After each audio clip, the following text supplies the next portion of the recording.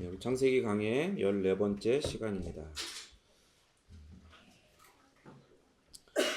성경을 무슨 책이라고 이제 이야기하냐면 대표적으로 약속의 책이라고 하죠. 그래서 성경은 몇 권입니까? 거기는 여러 가지 답이 있을 수 있죠. 성경은 한 권입니다. 이렇게 하나 딱 들고 한 권입니다. 혹은 신약과 구약 두 권입니다. 혹은 3, 9, 27, 66권입니다. 라고 이야기할 수 있어요. 근데 크게 두 개로 신약과 구약으로 나뉘죠. 근데 그 구약과 신약이란 뜻이 오래된 약속, 올드 테스트먼트, 그 다음에 새로운 약속, 뉴 테스트먼트. 그 테스트먼트란 뜻이 약속입니다. 약속. 물론 거기에는 뭐 또 유언이란 뜻도 있지만 약속이란 뜻이 있죠. 그래서 이 약속을 성경은요, 따라합니다. 언약의 개념으로 이해해요. 언약, 커버넌트라고 하는데 쉽게 말하면 계약이에요. 쉽게 말하면 계약인데 근데 약간 차이가 있죠. 언약은 일방적이고 조건이 없어요. 무조건적이에요. 그리고 그 언약을 맺으면 물을 수가 없어. 철회가 불가능해. 그런데 계약은 일방적이지 않고 어때요? 갑과 을이 있죠. 그러니까 쌍방적이라는 거예요. 그리고 그 계약을 맺을 때 계약의 조건들이 있습니다. 그리고 한쪽이 그 조건들, 그 약속을 이행하지 않으면 언제든 철회가 가능하다라는 게 그 차이점이죠.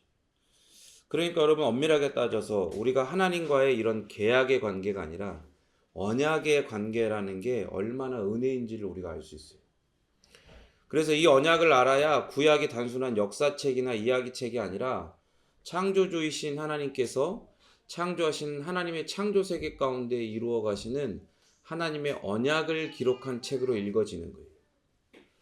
그러니까 언약을 잘 모른다. 언약의 개념이나 구조를 잘 모른다. 그러면 이거는 역사책 혹은 이야기책, 신화가 기록된 책이 되어버리는 거예요. 하나님께서는 스스로를 낮추시면서 사람과 더불어 언약을 맺으세요. 그러니까 계약적인 측면으로 봤을 때 하나님이 분명히 갑이시거든요. 그런데 그 갑이신 하나님에게 공정하지 못한 불리한 불공정 계약이 돼요. 이 세상에서 찾아볼 수 없는 희한한 계약이죠. 그래서 구약에서 우리는 하나님께서 이렇게 불공정한 계약을 맺으시는 7번의 장면들, 그 7개의 언약을 발견하게 됩니다. 첫 번째는 우리가 이미 봤던 것처럼 창조 언약으로 선악과를 먹지 말라고 하신 아담과의 언약이죠.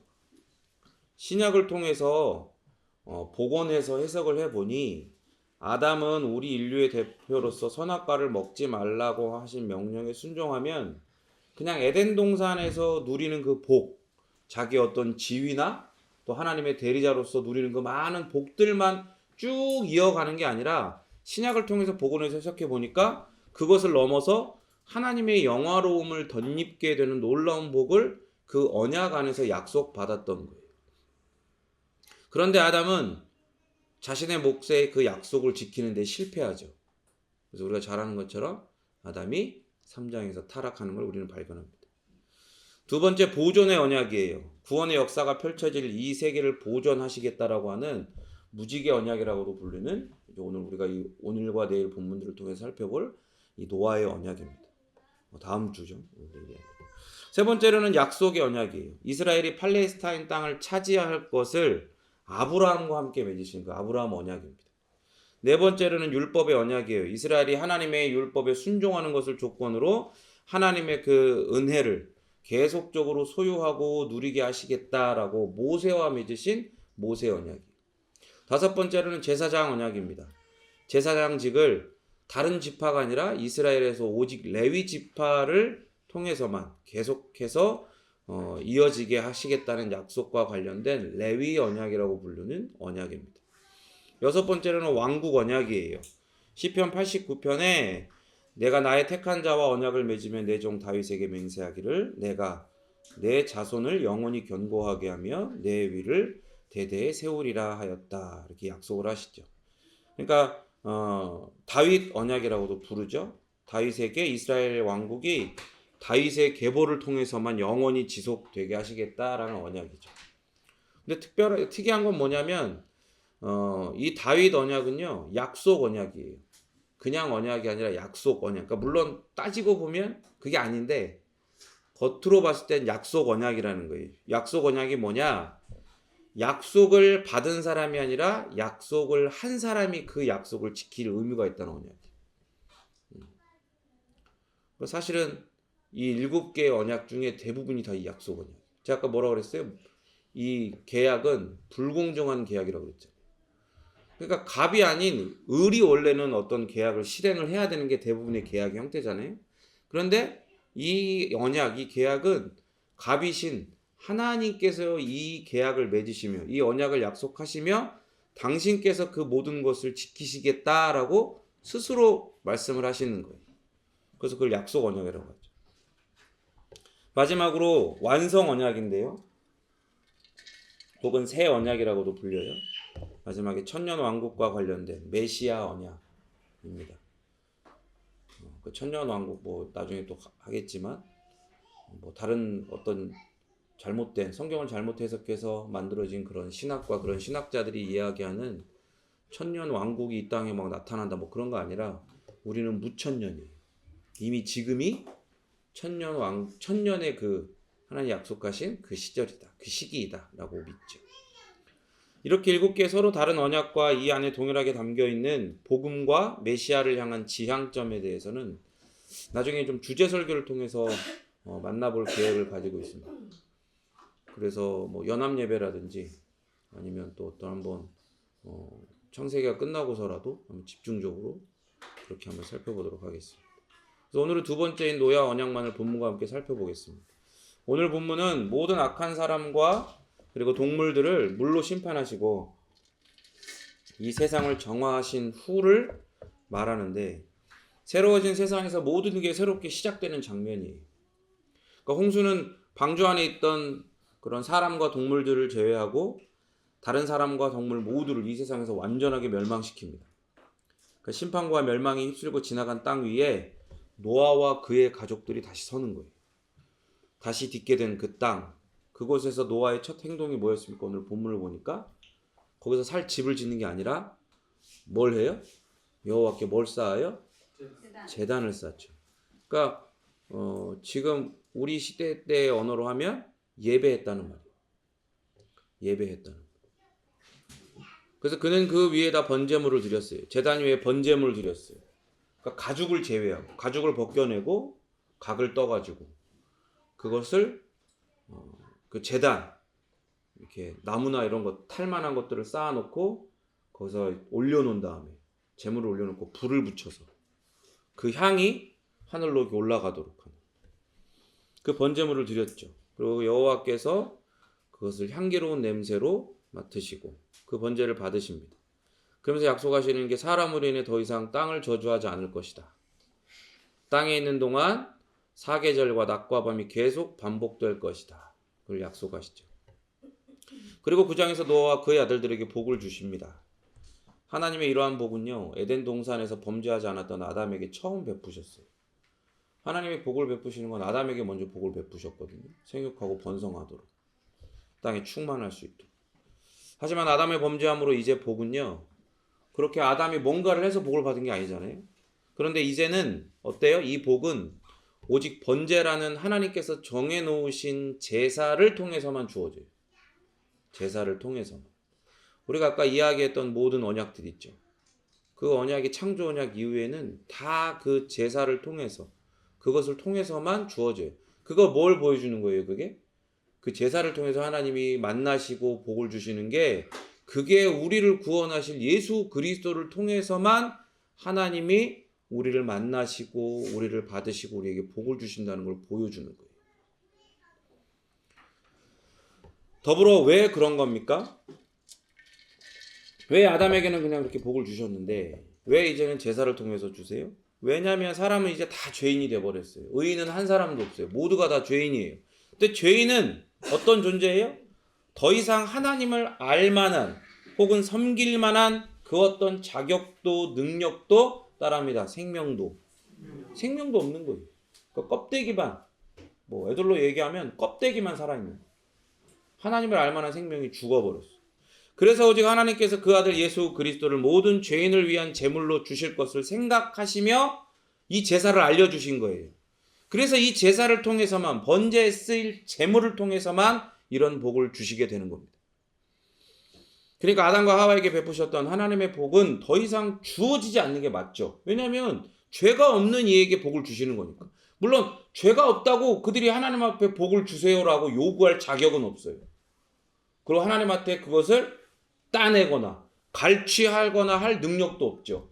그러나 그럼에도 불구하고 죄가 없으니까 하나님이 어떤 과정들을 통해서, 방법들을 통해서가 아니라 하나님이 직접적으로 그리고 주권적으로 은혜로이 복을 주시는 거예요. 그런데 이제 아담이 타락하고 나서 하나님의 복은 죄인된 모든 인류에게 더 이상 주어지지 않는 게 맞아요. 왜냐하면 이 복을 주시는 하나님이 거룩하신 분인데, 공의로우신 분인데, 이 거룩하시고 공의로우신, 한없이 공의롭고 한없이 거룩하신 분이 어떻게 한없이 죄인인 인간에게 복을 주시냐고. 복을 주시지 않는 게 맞죠. 그러나 하나님은 홍수 심판 이후에 이제 인류의 새로운 조상들에게 번제와 제물을 통해 다시금 복을 주시는 겁니다. 그러니까 이게 뭘 보여준다고요? 결코 하나님 앞에 영원한 생명과 구원이라는 복을 얻을 자격도 능력도 없는 죄인들에게 우리가 아까 기도했던 것처럼 우리의 영원하고도 단번에 드려지는 그 제물 대신 하나님의 어린 양 대신 예수 그리스도를 통해 우리가 그 복을 받는다는 걸 이렇게 미리 보여주시는 겁니다. 여기서 우리는 창세기의 두 번째 시작을 보게 되죠. 세컨드 비기닝이에요. 창세기에서 한번 쓸어버리고 이제 다시금 시작하시는 거죠. 그 두 번째 시작은 몇 가지 측면에서 첫 번째와 비슷합니다. 특별히 생육하고 번성하라는 명령도 그렇지만 동물들이 사람의 다스림을 받도록 하신 것도 비슷해요. 그런데 여기에는 결정적인 차이가 있어요. 그게 뭐냐면 우리가 지금 계속해서 이야기하는 거. 바로 이제 모든 것이 흘려진 피 위에 기초하는 은혜의 언약 위에 세워진다는 거예요. 그러니까 여러분 생각해 보세요. 하나님이 그 제사라고 하는 방법을 가르쳐 주셨지만 여러분 제사라는 그 제도 자체가 그리고 똑같이 이 세상에 죄가 들어옴으로 말미암아 타락한 피조물들 중에 그나마 좀 멀쩡해 보이는 거 하나 잡아가지고 가죽 벗기고 피 흘리고 그렇게 번제로 태워드렸다고 해서 그 행위와 이 모든 것들이 하나님의 공의와 하나님의 거룩을 만족할 수 있냐고요. 전혀 그렇지 않죠. 이 모든 게 뭘 보여주는 거라고 그랬어요? 예수님께서 우리를 위해서 행하실 그 놀라운 구원의 은혜를 보여주는 거라고 그랬잖아요. 그러니까 하나님은 시간에 영향을 받지 않으시죠. 오히려 시간에 영향을 끼치시고 아니 시간을 창조하신 분이시잖아요.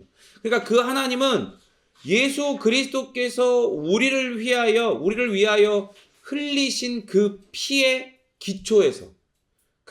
기초에서 이러한 제사의 제도를 통해 사람을 만나주시고 죄인들에게 복을 주신다 이 말이에요.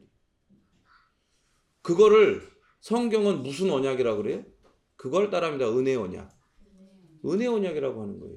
니네가 자격도 없고 능력도 없고 오히려 하나님과 정반대 방향으로 나도 하나님이라 외치면서 계속해서 지옥 불속을 향해 뛰어들어가는 존재들이지만 그러나 하나님은 너희들이 무엇을 했고 안 했고가 아니라 하나님이 행하실 그 기이한 사랑과 열심의 그 사역의 결과로 그 예수 그리스도로 말미암아 너희들에게 이러한 복을 준다. 생명을 준다. 구원을 준다라고 약속하신 언약이란 말이에요. 그래서 그걸 은혜 언약이라고 하는 거예요. 그래서 사람은 하나님의 복과 피조 세계의 주권자로서의 위치를 잃어버렸어요. 하나님의 복도 잃어버리고 그리고 하나님의 대리자로서 이 세상을 다스릴 권리도 잃어버렸죠. 그렇지만 하나님의 이 은혜가 그걸 회복시키는 거예요. 그러니까 그걸 예수님의 모형인 노아를 통해 지금 보여주고 있는 거예요. 그걸 잘 이해를 하셔야 돼요. 그러니까 하나님은 노아와 언약을 맺으시는데 거기에는 누구까지도 포함이 돼요? 들짐승까지 포함이 된단 말이에요. 들짐승까지. 들짐승은 노아와 더불어 화평을 이루고 노아의 권위에 복종하게 되죠. 노아를 두려워하게 돼요. 그리고 땅에 있는 동안 그것들도 계속해서 있게 될 거란 말이에요. 사라지지 않고 홍수 심판처럼. 이러한 노아 언약의 근원을 알아야 돼요. 근원을. 앞에서 언급한 7개의 언약들 가운데에 그 2개, 첫 번째와 네 번째 언약은요, 하나님과 사람 사이의 상호 협정처럼 보여요. 일방적 계약이 아니라 쌍방의 계약처럼 보인단 말이에요. 그런데 여기에 노아 언약의 경우는요, 하나님께서 일방적으로 시작하시고 하나님이 일방적으로 홀로 약정을 맺으시는 거예요. 노아는 사실 이 계약에 대상자로서의 자격도 능력도 없는 거예요. 노아뿐만 아니라 그 누구도 마찬가지죠. 타락한 모든 인류는 하나님과의 언약, 언자도 못 건네는 거예요. 그런데 하나님 일방적으로 맺으세요. 그래서 전체적인 문맥은 여기에서 그 언약이라는 말은 이제 9장에 나오거든요. 그럼에도 불구하고 그것이 노아가 하나님과 맺으신 언약이었다는 사실을 충분히 드러내죠. 8장 본문을 통해서도. 그렇게 하나님은 주는 자세요. 주는 자. 값없이 내어 주는 자. 그 사람은 어떤 자예요? 주면 어떻게 해요? 받아야죠. 근데 하나님이 값없이 주니까 우리는 어떻게 받아요? 값없이 받는 거예요. 그런데 공의로운 하나님이 어떻게 죄의 값을 치르지 않고 사망으로 그것을 심판하시지 않고 그걸 주시냐고. 그러니까 여기에는 그 과정, 그 가운데에는 뭔가가 끼어드는 거예요. 뭐가 끼어들어요? 그 값을 지불하는 누군가가 끼어드는 거예요. 그걸 누가 대신 지불하시는 거예요? 그 생명의 값, 심판의 값을 예수님이 지불을 하시는 거예요. 그렇게 우리는 은혜로 그것을 받는 자가 되는 거예요. 그래서 창세기 9장 11절에는 내가 너희와 언약을 세우리니 라고 말씀하시고 12절에 내가 너희와 영원히 세우는 언약의 증거는 이것이니라 내가 내 언약을 기억하리니 라고 하십니다. 그러니까 제가 좋아하는 말 중에 제가 항상 얘기하잖아요. 내 언약, 내 언약. 하나님의 언약은요, 내 언약이에요. 하나님의 언약이란 말이에요. 우리는 거기에 그냥 하나님의 주권과 은혜로 을의 위치에 그냥 포함이 되어 있는 거예요. 또 이 언약이 하나님께서 주도적으로 세우신 언약이고 사람은 이 언약을 세우거나 지키는데 어떤 기여도 할 수 없다는 것. 그걸 13절과 15절과 같은 말씀에서 충분히 드러내고 있습니다. 13절 읽어볼까요? 시작. 죄송합니다. 9장 13절이에요. 9장 13절. 한 장 옆에 읽어보겠습니다. 시작. 내가 내 문제를 그곳에 두었느니 너와 사람사이의 언약의 증거니라. 네, 거기까지 읽겠습니다. 그리고 15절도 읽어보겠습니다. 시작. 내가 나와 너의 및 육체를 가진 모든 생물 사이에 내 언약을 기억하리니. 거기까지 읽겠습니다. 여러분 보세요. 하나님이 내 언약이라고 그러시죠. 그죠? 내 언약이라고 그러셨잖아요.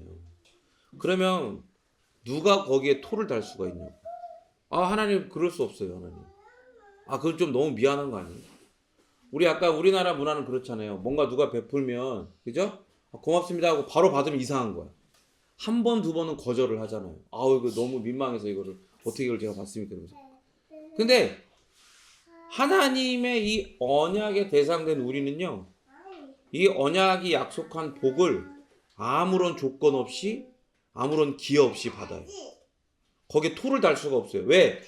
이 언약의 주체가 하나님이시고 이 언약은 하나님의 언약이기 때문에 그래요.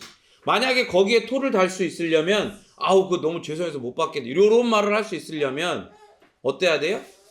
그 사람이 하나님과 같은 자격과 능력을 동등한 자격과 능력을 가져야지 그런 말을 꺼내나 볼 수 있는 거예요. 그러나 우리는 그런 자격과 능력이 전혀 없죠. 그렇게 하나님은 기억하시는 하나님입니다. 우리 창세기 우리 본문 8장 1절 한번 읽어볼까요? 시작.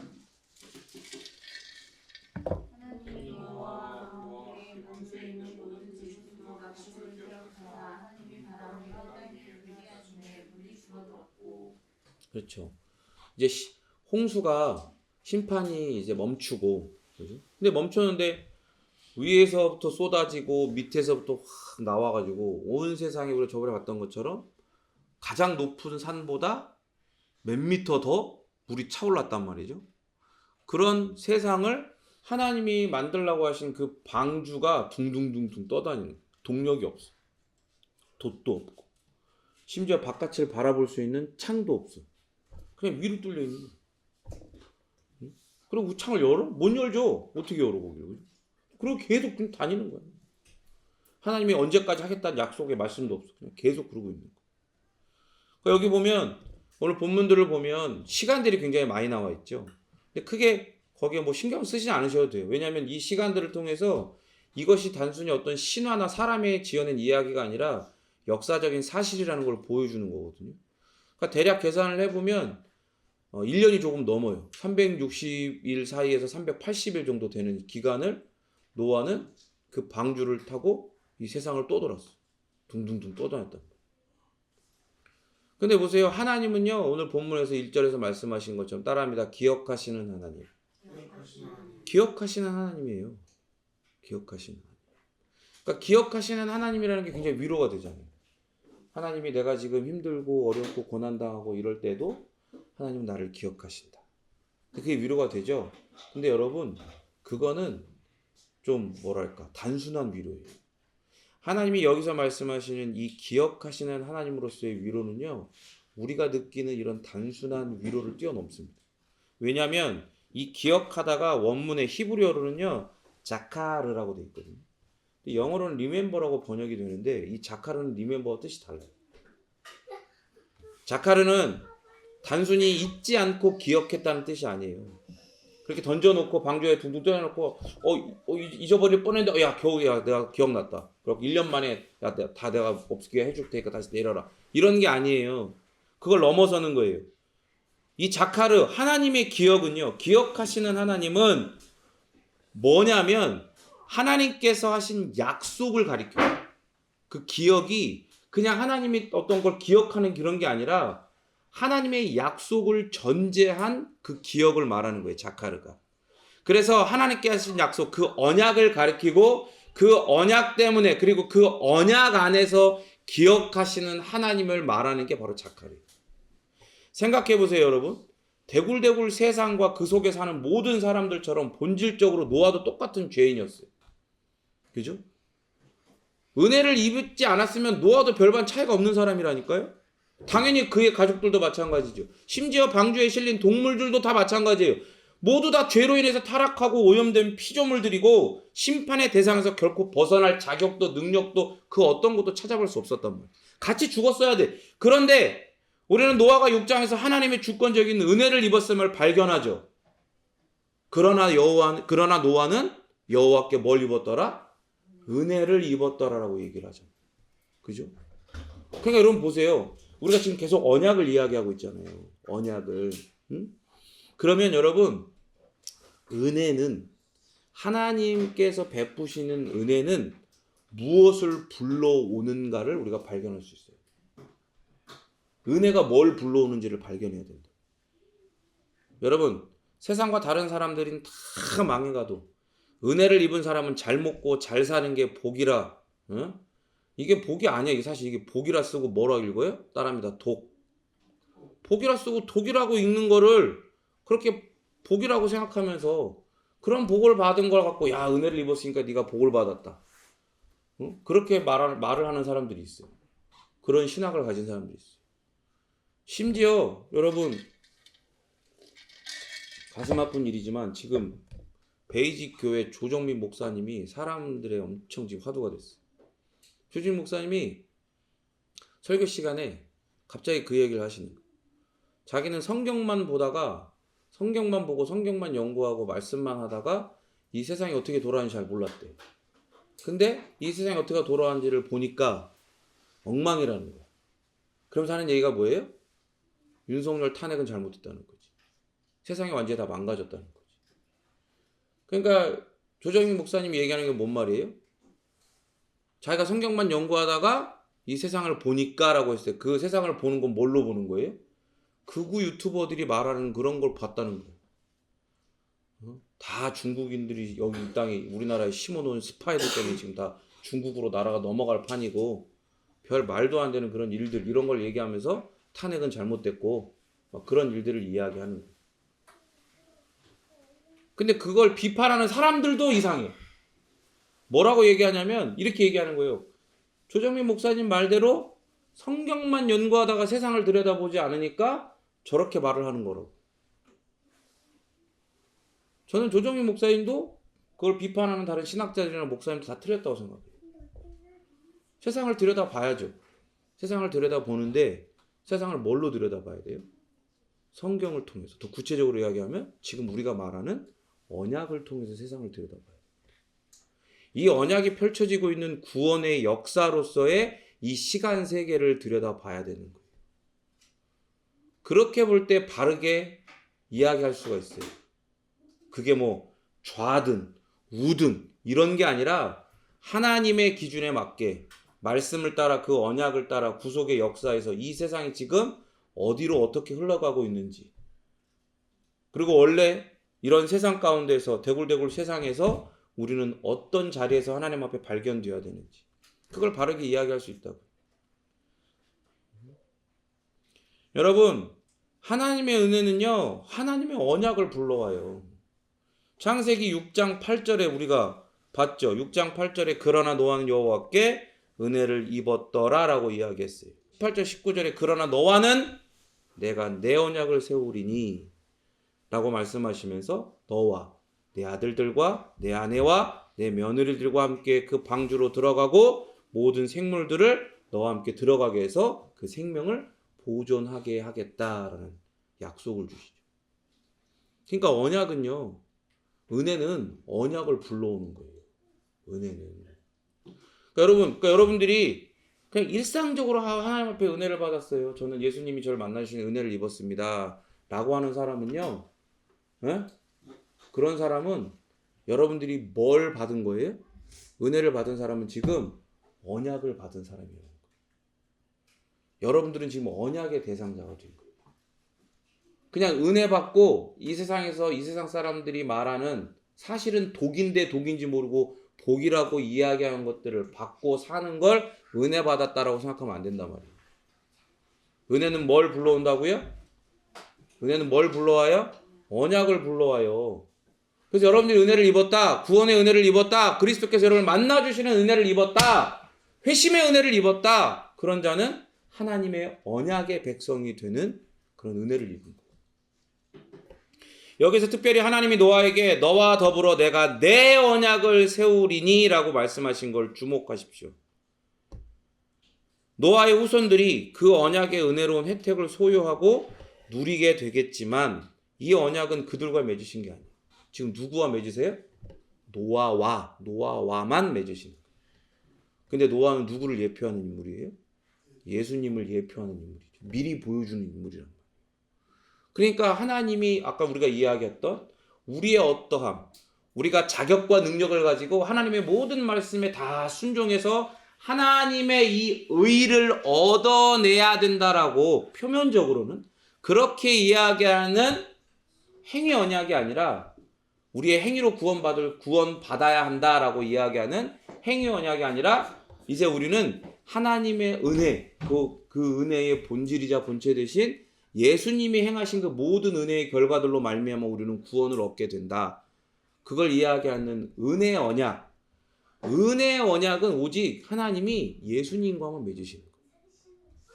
내가 은혜의 언약의 그런 주체가 아니라 말이에요.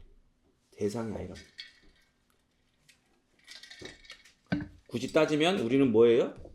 우리는 이 은혜의 언약의 혜택자들인 거예요.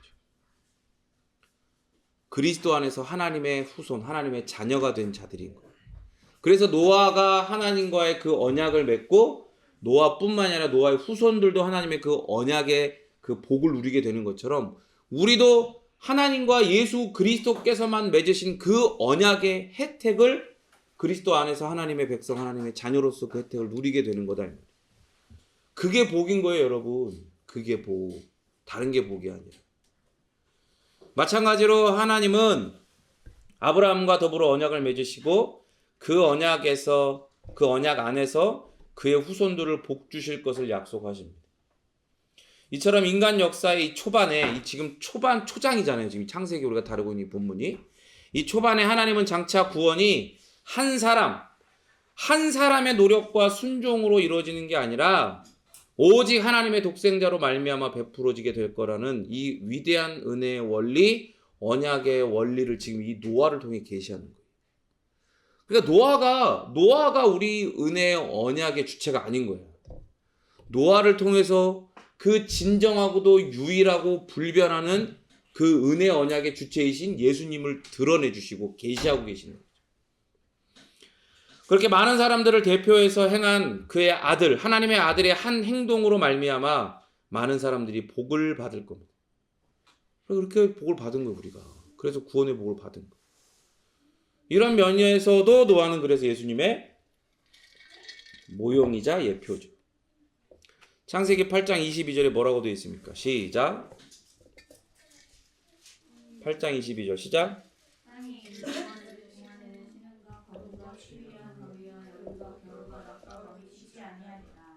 또 한 장 넘겨서 9장 11절도 한번 읽어보겠습니다. 시작. 내가 너희의 언약을 세우니 다시는 모든 소용돌이 자라지 아니할 것이나 땅을 내가 홍수가 다시 있지 아니하리라. 이 땅이 있을 동안에 심고 거두고 춥고 덥고 여름과 겨울과 낮과 밤이 쉬지 않도록 하겠다. 그죠? 그것들을 9장에서 이제 더 자세하게 다룰 텐데 그런 약속들을 하셨어요. 그런데 이게 구체적으로 이런 약속들이 이루어지려면 어떻게 해야 돼요? 이런 홍수 심판과 같은 일이 또 있으면 돼야 안 돼요? 안 되는 거예요. 그러면 이제 그런 것들이 약속이 어겨지게 되니까. 그래서 9장 11절에 내가 너희와 언약을 세우리니 다시는 모든 생물을 홍수로 멸하지 아니할 것이다. 땅을 멸할 홍수가 다시 있지 아니하리라. 이렇게 말씀하시는 거예요. 근데 여러분 생각해 보세요. 질량 보존의 법칙을 생각해 보란 말이에요. 지금 땅에서 쏟아졌던 하늘에서 쏟아졌던 물과 땅에서 넘쳐 나왔던 물들이 지금 어디 갔겠어? 어디 갔겠어요 지금? 응? 하나님이 바람을 불어가지고 또 땅에 이렇게 먹게 하셔가지고 다 땅을 다 말렸잖아요. 물이 다 빠지게 하셨잖아요. 그 물 어디 갔겠어요? 우주로 날아갔겠어? 궁창. 무슨 궁창? 아니 궁창에 다시 올라간 건 아니죠. 이제 그게 다 어디에 있어요 지금? 대부분은 다시 땅 밑에 있을 거 아니에요. 그죠? 뭐 바다로도 흘러가기도 하고 뭐 됐을 거 아니에요. 어쨌든 이 지구 안에 존재한단 말이에요. 그럼 보존돼 있단 말이에요. 어딜 간 게 아니란 말이에요. 그러면 충분히 다시금 그러한 홍수, 세상을 멸할 수 있는 홍수가 일어날 가능성이 충분히 있는 거잖아. 그럴 수 있는 거잖아요. 그죠? 그러나 하나님 약속하시는 거예요. 그런 홍수 심판은 다시 이 땅에 일어나지 않겠다. 일으키지 않겠다. 여러분 이 약속들이 노아를 통해 주어지고 난 후에 지금 4,000년 정도의 시간이 흘렀어요. 지난 모든 세기들에 걸쳐서 여기 이 약속들이 그대로 지켜져 온 건 하나님의 신실하심에 대한 적극적인 증명이에요. 하나님이 얼마나 우리가 믿을 수 있는 신실하신 분인가. 춥나요? 좀 틀을까요? 괜찮아요? 그러니까 보세요. 우리가 지금 보고 있는 이 언약의 내용들을 통해서 우리가 한 가지 깨닫는 게 뭐냐면 세상의 대부분의 사람들은 애써 있기 위해서 지금 막 모든 수단과 방법을 강구하고 있는 위대한 사실을 우리 지금 깨닫고 있는 거예요. 그게 뭐냐? 그건 바로 자연의 법칙들 뒤에 자연의 주인이 계시다. 오늘날의 사람들은 창조주이신 하나님을 창조된 이 세계로부터 지워버리려고 애를 쓰고 있어요. 애를 써. 원래 그런 거라고 얘기하죠. 자연이라고 얘기해. 그게 자연의 법칙이라고 얘기해. 그 뒤에 있는 자연의 주인은 이야기하자. 자연의 법칙이 있기 때문에 물리적인 법칙이 있기 때문에 그냥 이렇게 되는 거라고 얘기해요. 원래 그런 거래. 빅뱅이래. 근데 이런 게 있잖아요. 지금 문제가 뭐냐면 기독교 안에서도 그러는 거예요. 기독교 안에서. 하나님은 과정을 겪으신 분이에요. 어떤 큰 일이 생기기 전까지는 그게 그렇지 몰랐어. 그리고 하나님이 그런 일이 생기고 나서 이게 이렇게 되면 안 되겠다. 그래서 야 홍수를 한번 쓸어보니까 이거 큰일 났네. 이거 이렇게 될 줄 몰랐다. 그러면서 다시는 홍수 심판하지 않을게. 뭐 이런 식으로 얘기한다는 거야 하나님이. 하나님은 던져놓고 만들어놓고 뒤에 숨어서 지켜본다는 거야. 하나님을 지워버리는 거예요. 세상도 그런데 이 기독교라고 하는 이 탈을 쓰고 이 안에서도 그런 일들이 일어나고 있다니까요. 나중에 창조론에 대해서 더 자세하게 다룰 기회가 있겠지만 수도 없어. 뭐 그런 이야기를 하는 게 여러 그 창조론 안에서도 그러니까 진화론은 아닌데 창조론 안에서도 진화론과 섞이고 막 하고 뭐 이러면서 막 별별 얘기를 다 하거든요. 그러니까 기독교 안에서도 그렇게 하나님을 지워버리려고 하는 거예요. 그래서 오늘날의 대부분 사람들은요 잘 먹고 잘 사는 일이 사람이 그렇게 통제할 수 있다는 생각을 하는 거예요. 내가 먹고 사는 거 내가 할 수 있어. 그건 뭐예요? 내가 곧 나에게는 이 세상에서는 내가 하나님이라는 얘기예요. 그런데 여러분 우리는 잘 알지만 결코 그렇지 않죠.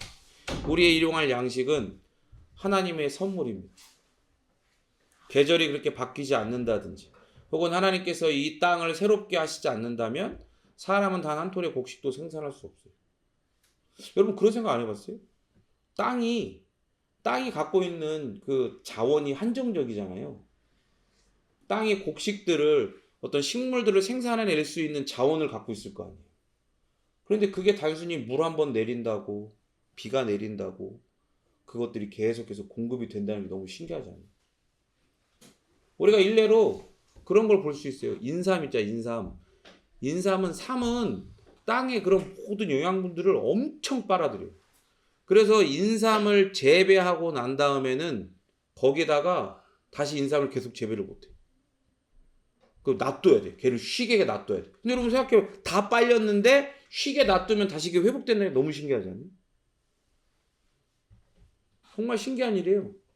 근데 그걸 갖고 자연의 법칙이 원래 그런 거라고 얘기하면 너무 무책임하잖아. 자연의 주인이 그것들을 하시는 겁니다. 자연의 법칙들은요, 그렇지 않아요. 여러분, 계절이 수단되는 것과 지면이 새로워지는 건 왜 그러냐? 법칙이 그러니까 그런 게 아니라 하나님이 노아와 맺으신 이 언약 때문에 그렇게 성취가 되는 거예요. 자연의 법칙들은 우리에게 그것이 항상 동일하게 움직이는 게 아니라는 사실을 보여주잖아요. 지금 우리가 그걸 겪고 있잖아요. 그렇죠? 또 같이 또 기도해야 될 게 있는데 마다가스카르가 지금 홍수가 나가지고 여러분 마다가스카르 어떤 땅인지 알죠? 엄청 척박하잖아. 비가 안 와요. 잘 거기는 엄청 말라 있어. 근데 기후변화 때문에 홍수가 나가지고 그 선교사님이 지금 영상을 보내줬거든요. 마을이 그냥 무슨 강처럼 막 물이 막 엄청 급류로 막 다 휩쓸려 가는 거야. 지금 그 계속되고 있대요. 지금 그게. 세상이 자연의 법칙이 그렇게 항상 동일하게 움직이지 않는다는 걸 보여줘요. 그걸 통해 뭘 보여주는 거예요? 만일 이 노아의 언약, 하나님이 노아와 일방적으로 맺으신 이 은혜의 언약이 없었다면 사람은 계절이 제멋대로 바뀌지 않을 것이라든지 혹은 세상이 또다시 홍수에 의해 멸망당하지 않을 것이라는 확신을 결코 가질 수 없는 거예요. 우리는 그냥 그게 당연한 건 줄 알잖아요. 그러니까 사람이 자초한 결과라고도 얘기하지만 하나님은 이 모든 것들을 통해서 보여주시는 거예요. 내가 지키지 않으면, 내가 행하지 않으면 니네는 법칙이라고 생각하는 게 그것 때문에 너희들이 먹고 살 수 있고 너희들이 안전한 게 아니라는 걸 하나님 지금 보여주고 계시는 거예요. 그럼에도 공기처럼 너무나 자연스럽기 때문에 이러한 은혜, 이런 언약의 혜택을 자연은 원래 그런 거야 라고 하면서 당연시하는 거예요. 근데 깨달아야 돼 그거. 그게 아니라는 거예요. 그러니까 물론 자연을 보호해야죠. 더 이상 환경 오염시키면 안 되겠다.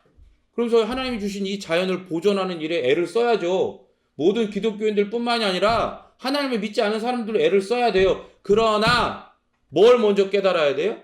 하나님이 노아와 맺으시는 은혜의 언약이 있지 않고서는 결코 이 세상, 이 세계는 보존될 수 없다는 걸 깨달아야 돼요. 우리는 하나님의 은혜의 보존 안에 있어요. 제가 그래서 얘기했잖아요. 그 하나님은 어떻게 이 땅들을 보존해 가시고 이 약속들을 지켜 가시나? 그건 하나님이 이 모든 세계에 편만하게 편재해 계시기 때문에 그래요. 하나님이 계시지 아니한 곳이 없어요. 하나님이 계시지 않고 하나님이 함께 하시지 않은 어떤 거 없단 말이에요. 모든 먼지 하나, 돌멩이 하나, 작은 물, 분자, 원자 하나에도 하나님의 어떠함이 깃들어 있는 거예요. 이런 걸 가지고 또 어떤 사람은 무슨 범신론 뭐 이런 걸 얘기하는데 그런 게 아니라고요. 하나님의 어떤 이 자연의 주인의 어떠한 신비로운 그 어떠함이 그 안에 다 녹아져 있기 때문에 이 모든 것들이 유지가 되고 하나님의 그 언약, 노아와 맺으신 언약을 따라 보존되고 있는 거라는 거예요. 그럼에도 불구하고 우리는 노아의 때의 자연의 법칙들은 대홍수를 막지 못하는 걸 봤죠. 자연의 법칙은 그대로 그전부터 있었을 거 아니에요. 창조세계의 그 법칙, 물리적인 법칙, 자연의 법칙들이 있었잖아요. 그런데 하나님의 심판 앞에 이 대홍수는 자연의 법칙을 뛰어넘는 거예요. 그러면 그것이 어떻게 우리 시대에 또다시 대홍수가 임하는 걸 막을 것이란 확신이 있을 수 있어요. 그냥 무턱대고 그냥 하나님 다시 그렇게 안 하겠지 이렇게 생각하는 거예요? 그럴 수 없는 거예요. 하나님의 자녀들에게 있어서 정확무오한 하나님의 말씀으로부터 내가 너희와 언약을 세우리니 다시는 모든 생물을 홍수로 멸하지 아니할 것이라 땅을 멸할 홍수가 다시 있지 아니하리라. 이 확실한 약속을 우리에게 주신 건 얼마나 복된 일이냐고. 이게 여러분 바로 앞에서 인용된 이 성경에서 여기에 언약의 의도가 보이는 거예요. 언약의 의도. 왜 이런 언약을 하시는가? 땅을 멸할 홍수가 다시 있지 않을 것이라는 계시가 얼마나 복된 계시인가. 여러분 이런 계시 이런 언약이 만약에 없으면 사람들은 항상 뭐에 대한 두려움에 시달려요? 이런 홍수와 같은 대재앙에 대한 두려움에 시달리는 거예요. 우리가 이거 어떤 진도 막 7, 8 넘는 막 이런 지진, 해일 이런 걸 막 경험을 할 때, 지진 이런 거 경험을 할 때 그때서야 알잖아. 자연의 법칙이 항상 똑같이 동일하게 유지가 되는 게 아니구나. 그제서야 아는 거예요. 근데 하나님이 이런 언약을 주시지 않으면 사람은 1분 1초도 쉬지 않고 이런 대재앙에 대한 두려움에 시달릴 수밖에 없는 존재인 거예요. 다시금 홍수로 세상을 멸하지 않겠다는 확실한 증거로 언약을 주셔서 노아와 그 가족들과 나아가서 그 후손들의 마음, 우리의 마음을 안심하도록 하시는 건 하나님께서 얼마나 긍휼한 분이신지를 드러내는 거죠. 이런 긍휼은 동시에 은혜의 하나님을 보여주는 거예요. 사람에게 하나님의 긍휼을 받을 아무런 자격이 없다는 사실이 이미 충분하게 드러났잖아요. 앞에서부터. 그러나라는 건 뭐예요? 이 세상은 하나님의 은혜를 받을 자격도 능력도 없다는 걸 보여주는 거예요. 그러나 노아는 여호와께 은혜를 입었더라. 그게 이미 드러났어. 그리고 심지어 노아를 통해 두 번째 시작을 하시는 이 앞으로 펼쳐지게 될 세상에서도 여전히 그럴 걸 하나님은 이미 알고 계십니다. 8장 21절 읽겠습니다. 8장 21절 시작.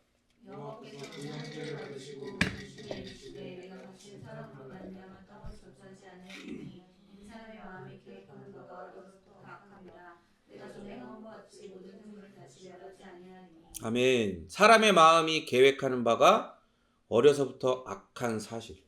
변하지 않아요. 여러분 이건 변하지가 않아요.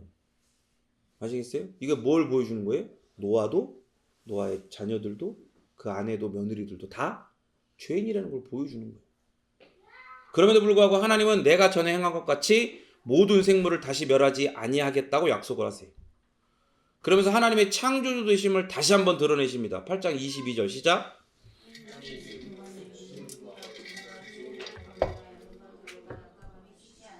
아멘. 심음과 거둠과 추위와 더위와 여름과 겨울과 낮과 밤이 계속해서 교차하고 반복되는 건 그건 사실 이 세상의 자연의 법칙 때문에 그런 게 아니라니까요. 하나님의 언약 때문에 그래요. 근데 아까 얘기한 것처럼 그럼 그 언약이 어떻게 이 세상의 법칙들을 붙들고 그 언약이 계속해서 성취가 되냐? 그건 모든 만물을 자신의 능력의 말씀으로 붙드시는 자의 통제 아래에 이 세계가 있기 때문에 그런 거예요. 히브리서 1장 3절 제가 읽어드리겠습니다. 이는 하나님의 영광의 광채시요 그 본체의 형상이시라 그의 능력의 말씀으로 만물을 붙드시며 죄를 정결하게 하는 일을 하시고 높은 곳에 계신 지극히 크신 이의 우편에 앉으셨느니라. 예수님을 지금 히브리서 1장이 예수님이 어떠하심을 이야기하는 거거든요. 그 장면에서 뭐라 그래요? 하나님의 영광의 광채. 그러니까 이 말씀은 단순히 예수님에 대한 형이상학적이었던 문학적인 아름다운 막 그런 과장된 표현이 아니라 예수님은 하나님의 영광의 광채, 그 본체 형상, 즉 하나님과 모든 면에서 동등하신 하나님이라는 말씀입니다. 이해가 되시죠? 그렇기 때문에 예수님은 그 능력으로, 그 능력의 말씀으로 만물을 붙드시는 거예요. 요한복음에서 이야기하는 것처럼 로고스 되시는 온 세상의 근원이자 온 세상을 유지하는 능력이 되시는 그 말씀, 로고스이신 예수님이 이 모든 세상 가운데에 하나님의 영으로서 편지해 계시고 편만해 계시기 때문에 어떻게 된다고요? 이 세상이 유지가 된다고요. 그렇게 하나님은 어떤 하나님이십니까? 따라합니다. 자카르의 하나님. 그렇게 하나님은 기억하시는 하나님이에요. 만약 여러분 자카르 하나님의 그 언약 안에서 언약 때문에 우리를 기억하시는 게 아니라 우리가 하나님께 기억되기 위해 여전히 애를 써야 한다면 여러분 이건 홍수보다 더 무서운 결과를 가져옵니다. 하나님께서 우리를 기억하신다고 할 때 우리가 하나님의 모든 율법의 행함을 그 기준으로 주셨다면 우리는 결코 하나님 앞에 기억될 수 없어요. 여러분 생각해 보세요. 하나님이 우리한테 율법을 주셨어요. 이 율법은 풀은 마르고 꽃은 시들어도 영원히 변하지 않는 말씀이에요. 그 얘기는 곧 뭐예요? 이 말씀이 하라고 하면 해야 되고 하지 말라고 하면 하지 말아야 되는 거예요. 그걸 어기면 죄의 삭은 사망이라고 얘기하셨어. 영원한 죽음이라고 얘기하셨어. 그건 끝난 얘기예요. 그런데 내가 너를 기억하려면 이 율법의 말씀을 다 지켜 행해야 돼. 그렇게라고 하나님 말씀하신다고 생각해봐요. 그러면 하나님 앞에 기억될 수 있는 존재가 있겠냐고요. 하나님 제발 우리를 좀 기억해 주세요 라고 할 때 하나님께 기억될 수 있는 존재가 있어요? 여러분 이스라엘 백성들이 원래 이스라엘 어떤 백성이 아니죠. 민족이 아니란 말이에요. 그냥 한 집안의 사람들이었어. 야곱의 일가였어. 그 사람들이 하나님의 그 구원의 역사 안에서 요셉을 따라 이스라엘의 고센 땅이라고 하는 곳에 정착하고 그 요셉을 알던 왕이 있었을 때는 떵떵거리며 살았겠지만 요셉을 알지 못하는 왕이 왕권을 잡으니 새로운 왕조가 들어서니 어떻게 돼요? 이집트의 노예로 전락하는 거예요. 그러면서 그들이 하나님 앞에 간절히 기도하죠. 막 고통당하면서. 물론 430년 전체는 아니겠지만 몇백 년 동안 그 고통 가운데 하나님의 구원을 바라면서 이야기하고 계속 기도했겠죠. 간절히 바랐겠죠. 그러나 그들은 하나님 앞에 구원을 요구할 자격도 능력도 없는 거예요. 원래부터가. 그리고 그렇다는 거. 그런 자격도 능력도 없는 죄인이라는 걸 뭘 통해 보여줘요? 그 땅, 우상으로 가득한 그 땅에서 그 우상을 같이 섬기며 우상을 섬기고 나온 그런 야채들, 그런 고기들, 그런 걸 처먹고 살았던 거예요. 그게 그걸 보여주는 거예요. 결코 하나님이 기억하실 필요가 없는 사람들이란 말이에요. 그런데 우리 아까 뭐라 그랬어요? 하나님은 어떤 하나님? 자카르의 하나님이라고. 자카르는 뭘 전제한다고요? 하나님의 언약을 전제한다. 언약. 하나님은 이미 아브라함을 통해서 약속하셨어요. 그러니까 어떻게 되는 거예요? 그 약속 안에서 이스라엘 백성을 기억하시는 거예요. 430년 동안 고통당하는 자들의 신음을 들으시고 그걸 기억하시는 게 아니라 이렇게까지만 이야기하고 이해하면 와 하나님은 우리의 어떤 신음을 우리의 고통과 고난을 들으시지도 않고 외면하시는 분이라고 생각할 수 있지만 그게 아니라니까요. 우리는 그런 요구를 할 자격도 능력도 없는데 하나님이 일방적으로 맺으신 아브라함과의 언약을 기억하시고 그 언약 안에서 자카르의 하나님으로 그들을 건져내시는 걸 우리는 발견하게 됩니다. 여러분 하나님께서 우리를 기억하신다고 할 때 우리가 하나님의 모든 율법의 행함을 그 기준으로 주셨다면 우리는 결코 하나님 앞에 기억될 수 없어요. 절대로 그 누구도 단 한 사람도 예외 없이 심지어 여기 나왔던 노아가 왜 그런지 앞으로 계속해서 드러나게 될 거예요. 우리에게는 율법을 온전히 행할 능력이 없기 때문이에요. 아니 이미 율법을 행하지 않은 자격 미달이고 자격 탈락만의 전과만이 우리에게 있어요. 지워지지 않는 전과가 우리에게 있는 거예요. 우리는 하나님 앞에 죄공장이지 결코 기억되어야 하는 존재들이 아니라고요.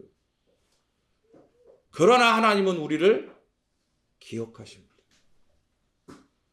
우리의 여전히 그 어릴 때부터 행하는 모든 것이 그 계획부터 그 마음부터 생각과 행동 모두가 다 악할 뿐이에요. 애를 길러보세요. 그걸 알아. 그걸 알게 돼. 그러면서 동시에 깨닫게 되는 게 뭔지 알아요? 내가 어렸을 때 우리 부모님 앞에 내가 얼마나 나쁜 놈이었나.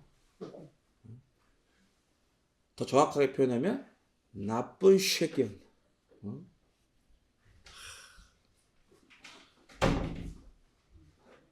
사람은요, 뭐 선하거나 뭐 거룩 뭐 이런 거 아예 그냥 하나님 앞에 아예 시작조차 될 수가 없어. 그렇기 때문에 우리는 하나님께서 기억하실 만한 존재들이 아니에요. 될 수도 없고요. 아예 가능성이 없어. 이미 죽어버렸어. 하나님은 여러분 이걸 기억하십시오. 하나님이 기억하시는 건 사실 오직 하나님의 모든 성품 혹은 하나님의 속성이 온전히 녹아져 있는 것만 기억하시는 거예요. 쉽게 얘기하면 하나님은 하나님만 기억해요. 이기적인 것 같죠? 하나님은. 근데 그런 게 아니에요. 이 세상에 어떤 피조물, 특별히 사람은 죄인이기 때문에 하나님 앞에 기억될 만한 가치가 전혀 없어. 불쌍히 여겨질 만한 가치가 전혀 없는 거예요.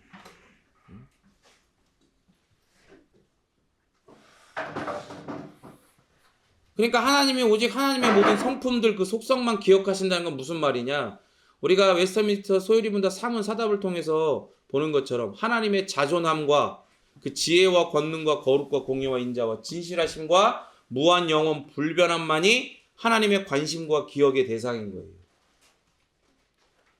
근데 이 전부를 다 담을 수 없더라도 예를 들어 우리가 무한하고 영원하고 불변할 수는 없잖아요. 우리가 자존할 수는 없잖아. 그러나 하나님의 지혜에 비추어 그렇게 비슷하게라도 지혜롭고 어떤 일을 행함에 있어서 저런 것까지 행한다고 할 정도의 어떤 그런 능력들이 드러날 수도 있고, 그리고 노아가 보여줬던 것처럼 당대의 의인으로서 이 세상과 거룩하게 구별되어서 살아갈 수 있죠.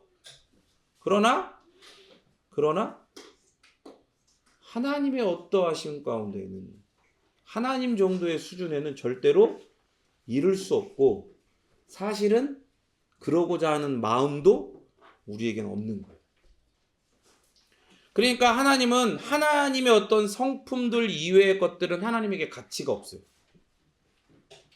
그런 것들이 하나님께 더해졌을 때 뭐 하나님의 어떤 속성들 중에 하나가 더 추가되고 우리가 뭔가를 드렸을 때 그게 하나님의 어떠하심을 더 높여드리고 이럴 수가 없단 말이에요. 그냥 하나님은 하나님 자신으로, 하나님 당신으로 완전하시고 하나님의 모든 성품은 그냥 완전해. 빈틈이 없어. 그것만이 가치 있어. 그래서 하나님은 하나님의 속성들만 기억하시는 거예요. 근데 왜 이 얘기를 하냐면 하나님은 노아와 언약을 맺으심으로 장차 복음이라는 형태로 주신 창세기 3장 15절의 약속이 이루어질 이 땅, 이 세계를 보존하실 것을 언약하신 거예요. 그냥 한번 쓸어보니까 내가 너무 가슴이 아파. 저 사람들, 동물들, 저것도 진짜 미워가지고 저 썩을 놈들 저거, 어떻게 살아보라고 내가 해줬는데 타락했지만 싹 쓸어버리지 않고 죽여버리지 않고 어쨌든 남겨놓고 그 복의 형태는 유지돼가지고 점점 더 늘어나갖고 이 세상을 채우고 살아가는데 막 점점 더 대굴대굴이야. 죄가 그냥 가득가득해. 싹수가 노래 그냥. 그래갖고 죽여버렸어. 다 쓸어버렸어. 근데 그렇게 해놓으니까 너무 가슴이 아파. 예를 들어 우리 어제도 하민이가 잘못을 했어요. 그래서 제가 엄청 화를 냈거든요. 그래서 너무 화를 내서 오늘 아침에 아이들한테 미안하다, 와이프한테 너무 미안하다 사과를 하기도 했는데, 그렇게 너무 심하게 화를 내고 나니까 미안한 거예요. 근데 하나님도 그러신 거냐고. 그런 게 아니라 이 말이에요. 그렇게 홍수로 싹 쓰르고 나니까 내가 너무 잔인했구나. 그래서 노아에게 야 내가 다시는 그러지 않을게 라고 약속하신 게 아니라 이 말이에요. 왜? 오늘 얘기하잖아요. 사람이 어려서부터 그 계획하는 게 악할 뿐임을 보신다.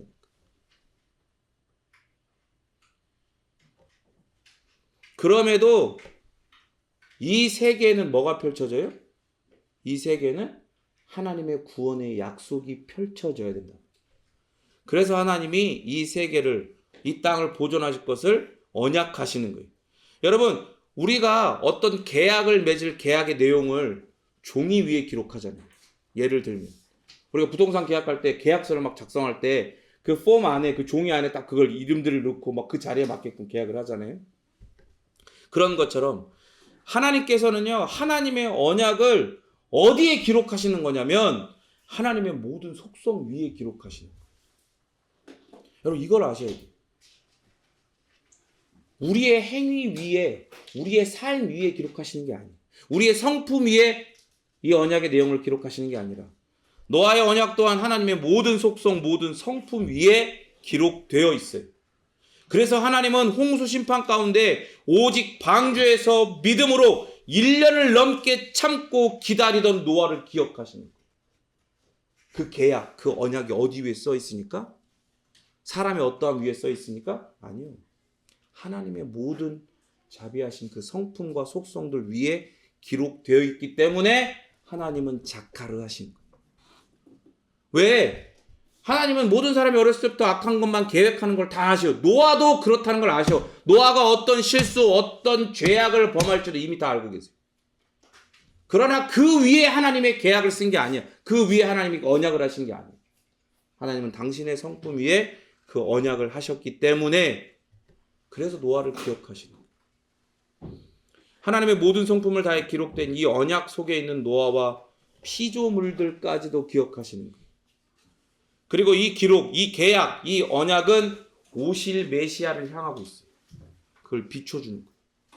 하나님의 눈에 이 계약이 비춰질 때, 하나님이 당신의 성품 위에 노아와의 이 언약을 쓰실 때 하나님의 눈에는 뭐가 보일까요? 눈앞에 있는 노아와 그 가족들과 동물들만 보일까요? 아니에요. 하나님의 눈에는 오실 메시아까지도 보이는 거예요. 그리고 그 메시아 안에서 은혜로 구원받게 될 우리도 보이는 거예요.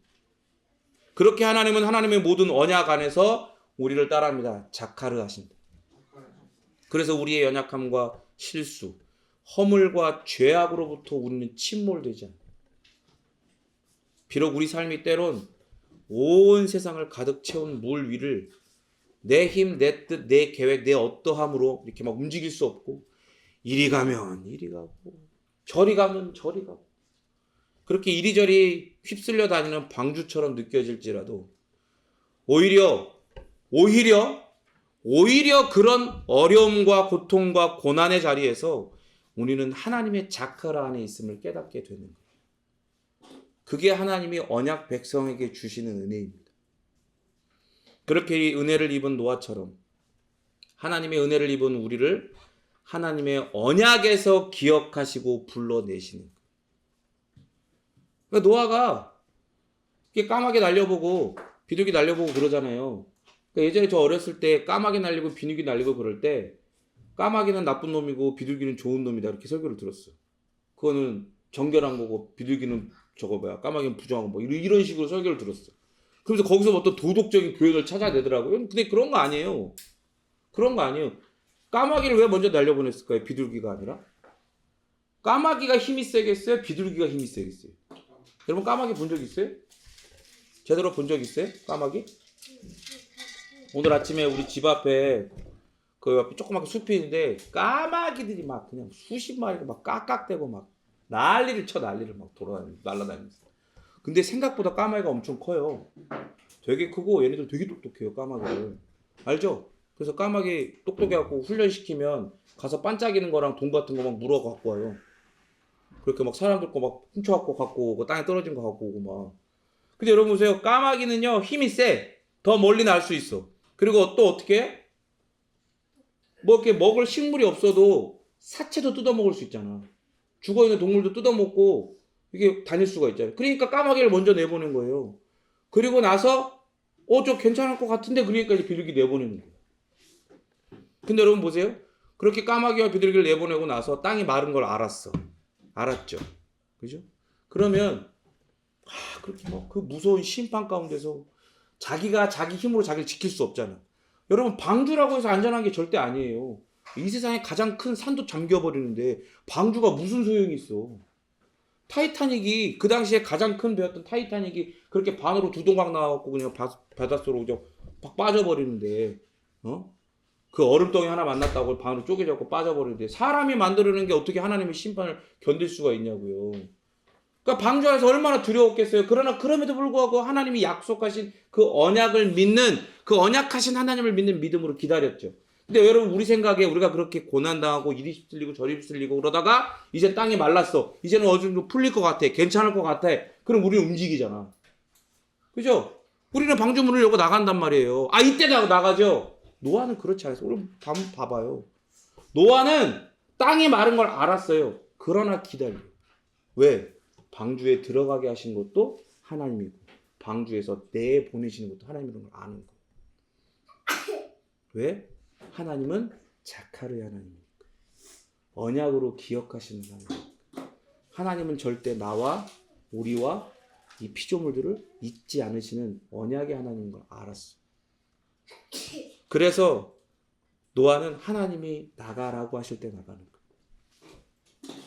그렇게 우리는 그 자리, 고난당하는 그 자리에서 하나님의 자칼 안에 있음을 깨닫게 되는 그런 복을 얻는 언약 백성인 거예요. 그렇게 은혜를 입은 노아처럼 하나님의 은혜를 입은 우리를 하나님의 언약에서 기억하시고 우리를 불러내시는 겁니다.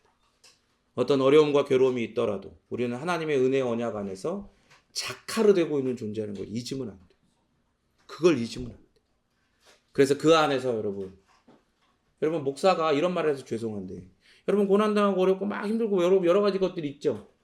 거기 좀 하나님은 금방 조금만 지나면 복 주실 거예요. 그렇게 얘기하면 여러분들이 얼마나 좋겠어. 막 소망이 생기고 얼마나 좋겠어. 그러나 하나님은 자카르 하시는 하나님이기 때문에 저는 여러분들께 그런 말을 할 수 없어요. 오직 이렇게 이야기합니다. 우리는 하나님의 은혜 언약의 안에 자카르 되고 있는 존재들이기에 믿음으로 견디십시오. 그리고 견디는 걸 넘어 소망하고 기뻐하는 우리 베이직 교회 성도들 되기를 진심으로 바랍니다.